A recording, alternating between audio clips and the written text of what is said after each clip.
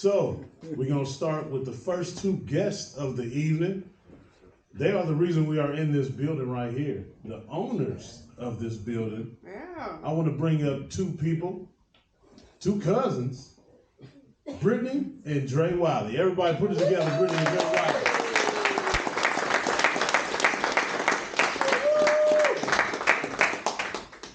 Get a little rose action.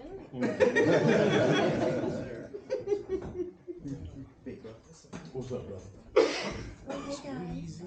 You on here, brother? So, we start every episode where we have guests. We always ask, how did you get to know Coach E? So I'm gonna start ladies first, as I was raised the right way. Brittany, as I would call you, Brittany. Yes. How did you get to know Coach E? Well, it's been a while, so I know Evan, he's my cousin, also through marriage. But we don't say that in like the black community. That's just my cousin. But he is married to my beautiful cousin Sharon. And That's me, y'all. That's my beautiful cousin Sharon. And I don't remember life without them two being together.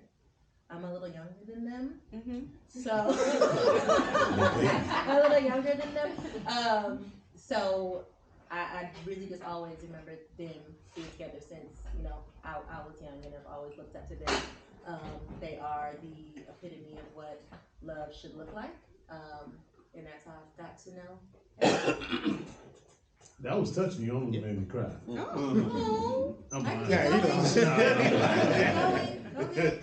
ain't cried since 72. Hey, so Dre, it's on you, brother. How? I can't follow that up. Did you? Oh, My yes, you can. story ain't that sweet or nice. And beauty is in the eyes I of guess the you're beholder. right. So, if I remember correctly, let me think. We met obviously through Brittany, and I remember I booked an appointment with you. I don't remember how exactly we met, but one of my first memories is one of my first workout sessions with you. Speak on it. So this is what they say triggering for me. This man had me show up to some random gym in Solon. And I'm like, okay, yeah, I'm just trying to get a quick workout in. I don't want to do nothing too crazy. I haven't worked out in a long time. I just want to, get back in the swing of things, right? Yeah. He goes, okay, cool. I go, man, this man ain't listening to a word I said.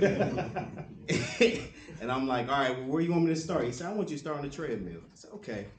Get on the treadmill. I'm running at a 4 or 5. I'm a little bit tall. I got a little long stride. So I'm like, 4 or 5 is cool. He gets up next to me. And all I hear is, do, do, do. I'm like, what is he doing? And the treadmill go a little faster. I'm like, all right, whatever, I'm gonna handle this. It's my first time, I gotta show him something. He like, all right, well, I normally run at an 8.5. But you ain't gotta do what I do. You can just do what you wanna do, but I'm gonna still bump it up a little bit, because I know you can do more. I go, yeah, you right, I can do more, I can do more. I'm running at a 9, probably about 10 minutes. And I go, whew. Okay, I think I'm done, E. He said, you got a little bit more in you. Keep going. I said, man, why is her cousin trying to kill me? So I damn near fall off the treadmill. He catch me on the back end. He go, all right, we on to the next one. I go, all right, what's the next one? He goes, all right, I'm going to take off running. You going to hold these ropes. You going to pull me back. It's okay. I got this. This dude takes off running across the gym. Didn't tell me when he was gonna go start or nothing. So I grab onto the rope, and we in the gym no bigger than where we sit right now. And this dude get from point A to point B. I'm trying to hold on, and he drags me across the gym. So I'm like, okay. He like, cool. Now it's your turn. I'm like, all right, yeah. I'm gonna pay you back.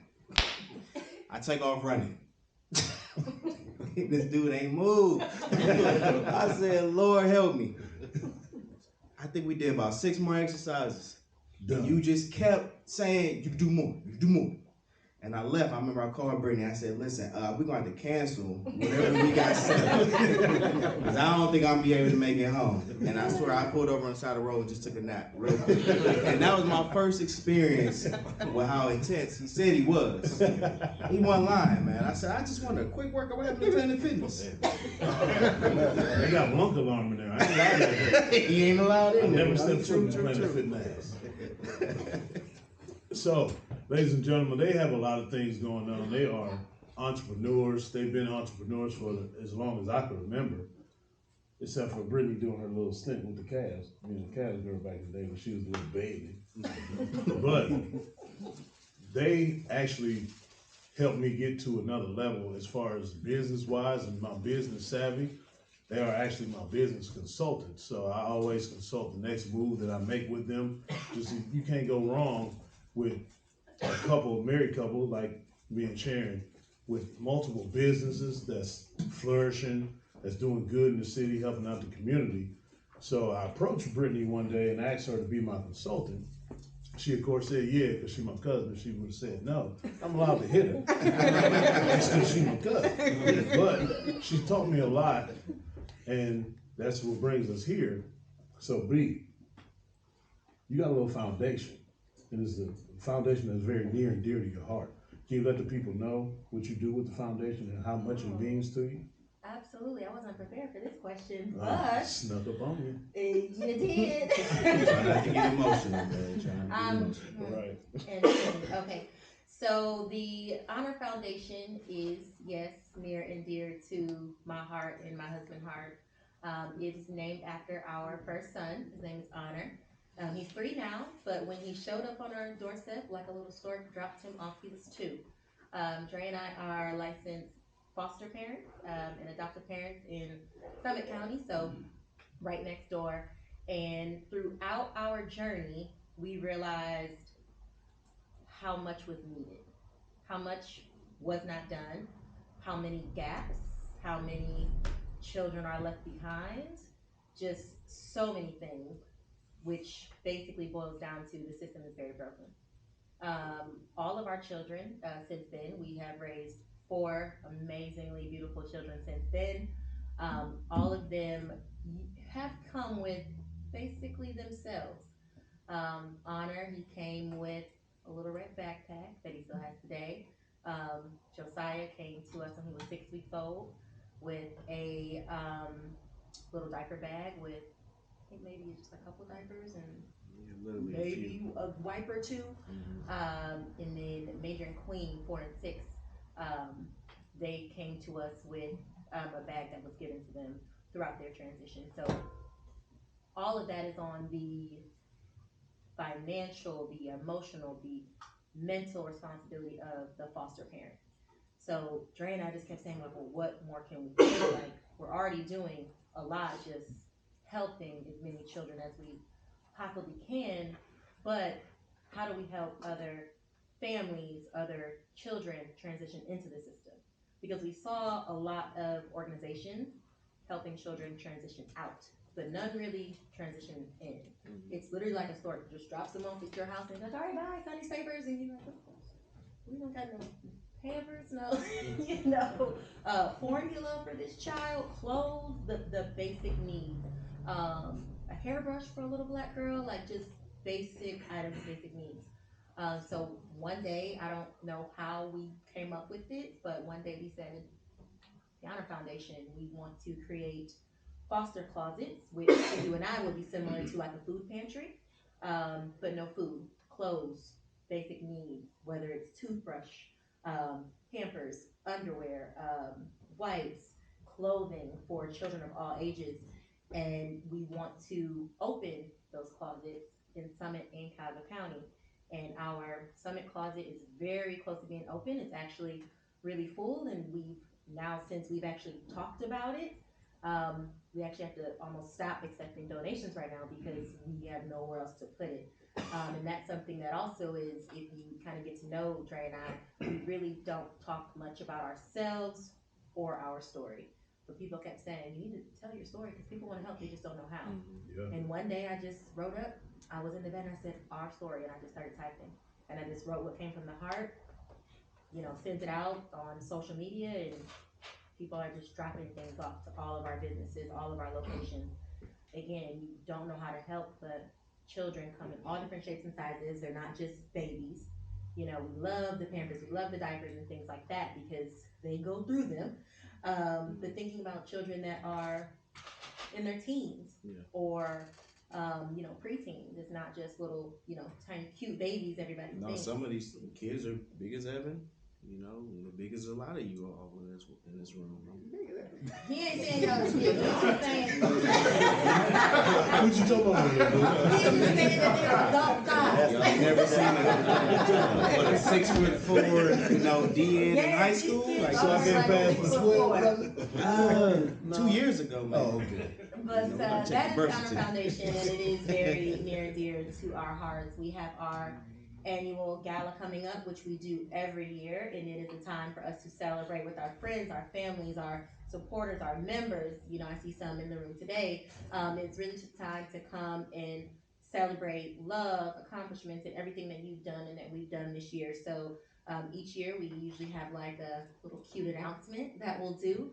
And this year, all of our proceeds are going towards Honor Foundation, so we can get that closet up and running for all kids, in Summit and Cuyahoga County to go in and grab literally whatever they need. They can come in and just get whatever they need, complimentary. That's a good story.